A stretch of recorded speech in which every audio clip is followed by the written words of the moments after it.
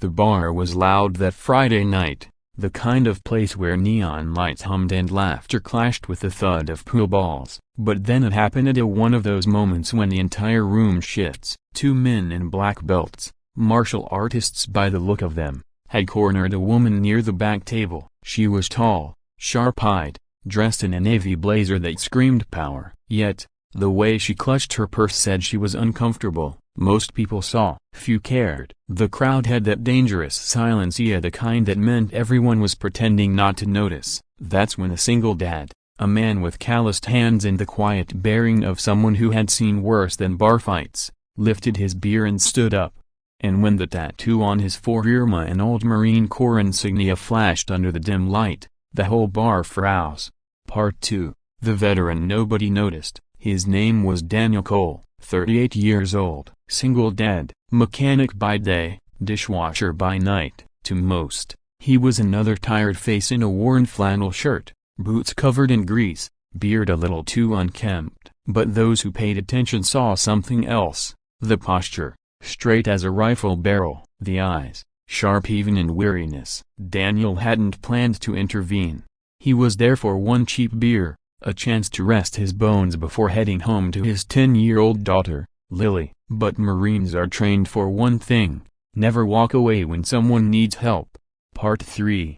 The cornered CEO. The woman wasn't just anyone. Her name was Amelia Grant, a CEO of a rising tech firm in Boston. She wasn't used to feeling small, not in boardrooms, not in interviews, but here, between two men flexing their black belts and trying to intimidate her. She felt trapped. They weren't strangers. They'd been trying to pitch her a business deal all week. She declined, politely at first, firmly after. Tonight, they showed up uninvited, and when she tried to leave, they boxed her in. "Just hear us out," one sneered, his fist tapping the table like a threat. Her heart raced, but her face stayed calm. Years in business taught her to wear a mask. Inside, though, she prayed some hernia would help.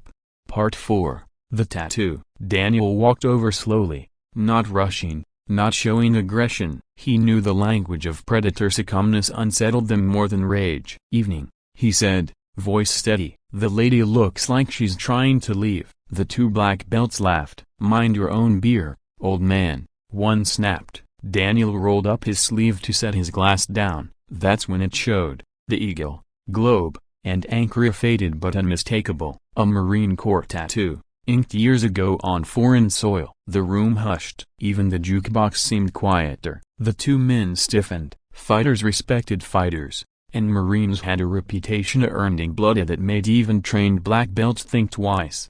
Part 5. Tension rising. "You military?"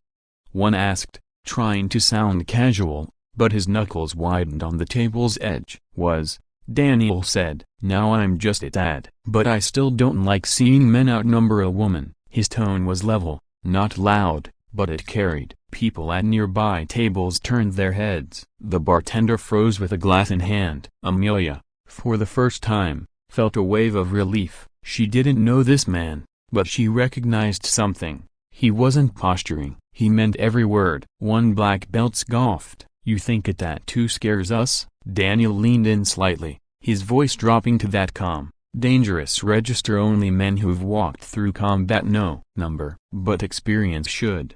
Part 6. The shift. There's a thing that happens when men look into the eyes of someone who's seen war. They recognize it. Not bravado, not bluff, just cold reality. The two fighters broke eye contact. That small crack was all it took. The bartender finally spoke up, voice shaking but firm. "Guys, time to leave." A couple of patrons shifted closer, emboldened by Daniel's presence. The black belts muttered curses, puffed their chests, but the momentum was gone. They backed away, pushing through the door into the night. The bar exhaled. Conversations started again, but with an edge. People were watching Daniel now.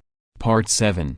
Gratitude. Amelia turned to him, still catching her breath. "Thank you," she said softly. "I don't think they would have stopped." Daniel shrugged. "Most bullies don't." "You okay?" "Yes." She hesitated, then added, "I owe you a drink." He shook his head. "Not necessary." But she insisted, ordering 2 sodas instead of more alcohol. She wanted to stay sharp, and something told her he appreciated the same. They sat together for a while, talking. She learned he was a mechanic, raising his daughter alone after his wife's passing. He learned she was a CEO traveling for meetings, far from home, trying to balance success with loneliness. Two very different worlds, colliding in a corner booth. Part 8. The twist. What Daniel didn't know was that Amelia's company wasn't just any startup, it was building technology for veterans, job platforms, mental health outreach, even tools for reintegration. She dedicated her career to helping those who served. Meeting Daniel wasn't coincidence. It was a reminder of why she started. And what Amelia didn't expect was how much his quiet humility would inspire her.